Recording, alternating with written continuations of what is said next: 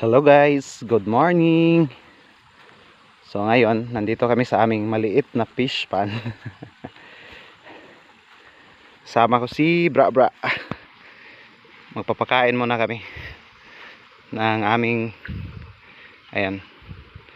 isda. Mga pila ni kabok, Bra? 2,000. Ha? 2,000. 3,000? Ah, 2,000. 4 tani tanan. Ah. Ibagat man tagalaman na dito sa kana. Ito na. Ah. So bali ang laman nito 2K 20K 20K, sorry. 2,000 heads yung laman nito na tilapia. Medyo maliit pa kasi pagdating dito mga 1 week pa siguro. Ngayon nasa na to, mga 1 month siguro. Medyo malaki-laki nang yung mga tilapia, pero hindi pa rin hindi pa kalakihan. So hindi pa sila nagpapakita. Yung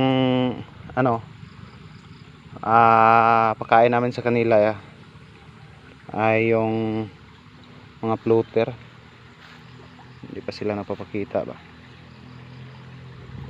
Baka mga busog pa. Ayan hindi talaga klaro yung kuhan ba, kasi yung tubig namin dito is flowing lang galing sa galing sa taas. Hindi ni pantat dito sa bawah. May pantat. Nakuha.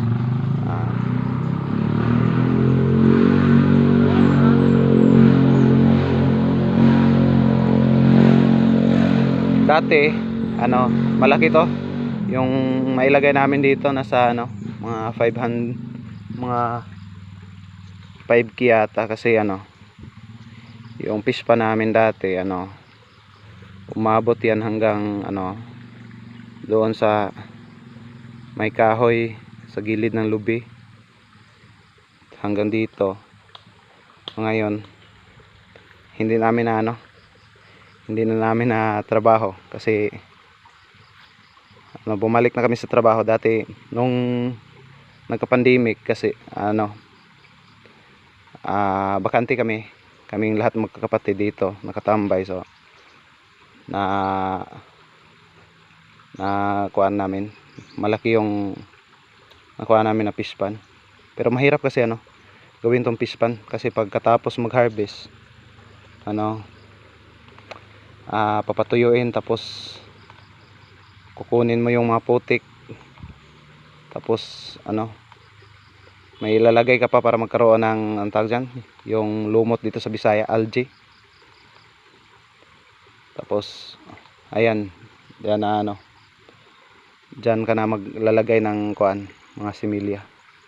Ngayon medyo maliit pa talaga,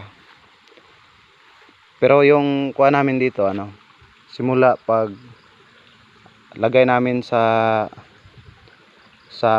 isda dito galing sa BPAR, mga 6 months siguro bago mag-harvest. May malaki, tapos mayroon ding maliit, kasi hindi lahat depende, kasi hindi pantay yung pan. Kasi yung iba siguro hindi malakas kumain.